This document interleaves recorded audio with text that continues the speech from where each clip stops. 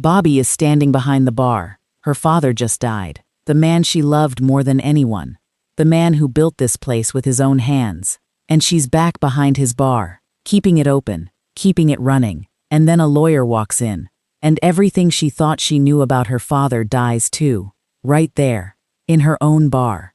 With her father's name above the door. And what does Bobbie do? She takes a breath. And she gets back to work. Classic Bobbie. And here's the thing. That moment isn't about strength. That moment is about a woman who has spent her whole life doing one thing. Holding. Just holding.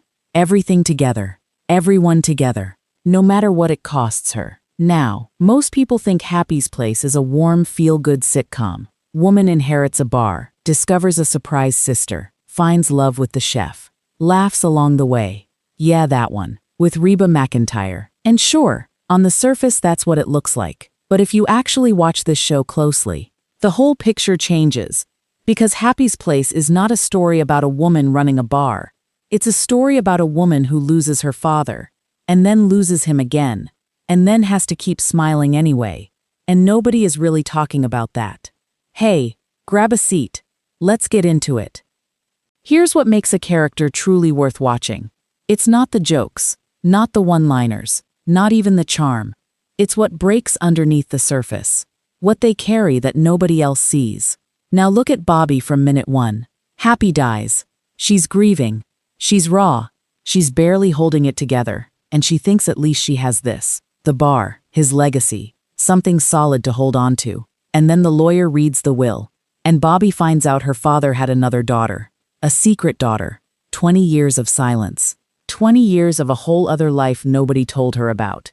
Think about what that actually means. She loses her father to death, and then she loses her version of him, the one she'd been crying over for weeks. Gone, replaced by someone she didn't know existed. There's a word for that. A broken pedestal, when the person you put above everything turns out to be standing on a lie. And here's the bitter part. She can't confront him. She can't ask why. She can't hear his voice explain any of it. He took every answer with him to the grave, and left Bobbie holding the wreckage. So what does Bobbie do? She calls him a cheating turd, and then she lets Isabella move in. That's it. That's the whole pattern. Right there in episode 1. Feel it for 1 second. Then pivot. Then protect everyone else. Then swallow it back down. And that pattern. It never breaks. Now here's the thing about Bobbie nobody says out loud. She is the best in the world at making other people's pain her priority. Isabella needs somewhere to belong. Bobbie opens the door. Emmett has a heart scare. Bobbie drives him to the hospital herself. Sits there. Waits. Won't leave until he's okay. Gabby is spiraling. Bobbie listens. Steve has a breakdown in the middle of the bar. Bobbie handles it. Something breaks. Bobbie fixes it. Someone needs something. Bobbie's already there. Every single time. She handles it. And somewhere in the middle of all that handling, her own grief just sits there. Untouched. Quietly getting heavier. You notice the pattern? It repeats. Over and over. Every episode. Every season. Bobbie is a pressure valve for everyone around her. And she has no pressure valve of her own. Underscore. Now let's go through the evidence. Because this is where it gets dark. Happy had one line he said his whole life. Family is the most important thing. He said it enough that Bobbie built her entire identity around it. She became the woman who shows up, who forgives, who gives people chances even when they've burned them. And then the will got read, and that line became the cruelest joke in the show. Gabby actually says it without even meaning to. When she hears about the affair, she says, maybe that's why he started 2 of them. 1 sentence. And it lands like a punch to the stomach. Because Happy didn't just cheat. He created a child, went back to his first family, and never said a single word. Not once. Not to anyone. Except Emmett. And that's where season 2 twists the knife. Bobbie and Emmett finally get together. Real feelings. Real warmth. Something that actually feels earned. And then Bobbie finds out. Emmett knew. Happy's closest friend. Kept the secret for years. Looked Bobbie in the eye for years. Said nothing. Bobbie ends it immediately. Not because she stopped loving him. She's still in love with him. She admits that eventually. But Emmett is now living proof that the lie was bigger than she thought. More people knew. more people chose Happy's secret over Bobbie's right to the truth. So she ends it, absorbs it, and goes back behind the bar. Same move, same pattern. Feel it for 1 second, then swallow it, then handle the next thing. And here's the most painful detail in this whole show. She uses Isabella to avoid herself. The moment Bobbie starts feeling the real weight of what her father did, the actual ugly anger of it, she looks at Isabella, this young woman who grew up without a father entirely, who had none of what Bobbie had. Not one holiday, not one phone call, not one memory. And suddenly Bobbie can't justify her own pain, because at least she got the years. At least she knew his laugh. At least she had him. So she buries her grief by pouring herself into Isabella's. Channels the pain into building something for the sister she never asked for. It's generous, it's beautiful, and it's also the most sophisticated form of avoidance you'll ever see on a network sitcom. The showrunner Kevin Abbott actually admitted this in an interview. He said they got off that complication way too soon. That Bobbie buried the betrayal too quickly. That her using Isabella's arrival as something new to love was her way of not looking at the thing she actually needed to look at. The creator of the show described his own lead character's coping mechanism. From outside the story, in a press interview, that's how deep this runs. And it took until the season 2 finale, a therapy room, Isabella literally dragging Bobbie in, for one crack to finally appear. Bobbie admits she broke up with Emmett not because she stopped loving him, but because looking at him hurt too much. Because he reminded her of everything her father hid. 2 seasons, 1 honest moment. Now look at what Bobbie's pattern does to everyone around her. Because this is where it gets interesting. Isabella. She arrives with nothing. No roots, no history, no footing anywhere. And Bobbie's willingness to let her in, even reluctantly, gives Isabella an entire world. The bar becomes her identity. The sister relationship becomes her anchor. Bobbie's generosity literally builds Isabella's life in this show. But it also means Isabella never gets the harder version of Bobbie, the one sitting on top of a mountain of unprocessed grief.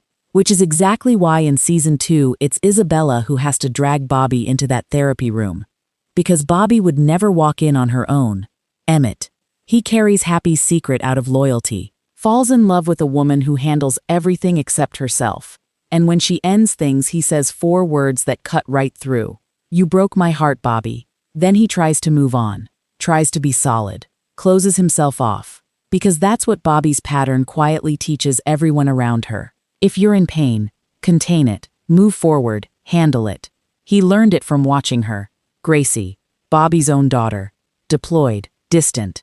And when she finally comes home, it takes Isabella, a stranger technically, to open the door between a mother and daughter who haven't properly talked in years. Bobbie's own child needed a half-sister who just arrived 3 months ago to create the space for an honest conversation. That's how locked Bobbie really is. Same pattern. Feel it for 1 second, then swallow it, then handle the next thing. And through all of it, the grief, the betrayal, the breakup, the therapy, the daughter, the bar falling apart and coming back together, Bobbie keeps showing up. Every Friday, lights on, bar open, smile ready. Because that's what Happy built. And no matter what Happy did, no matter who he really was, Bobbie is going to keep his place running. And here's the most complicated thing about her. The bar is called Happy's place, not Bobbie's place. His. Every single day she walks into a building with her father's name above the door. Every shift she runs is a tribute to a man whose full story she still doesn't completely know. And she never once suggests changing the name. Never even brings it up. That one detail, that one quiet decision she never has to say out loud. It tells you everything about Bobbie. The love and the loyalty and the grief all sitting together, unresolved, permanent, like a scar she decided to keep. And the numbers tell this story too. Season 1. Bobbie drives almost every storyline.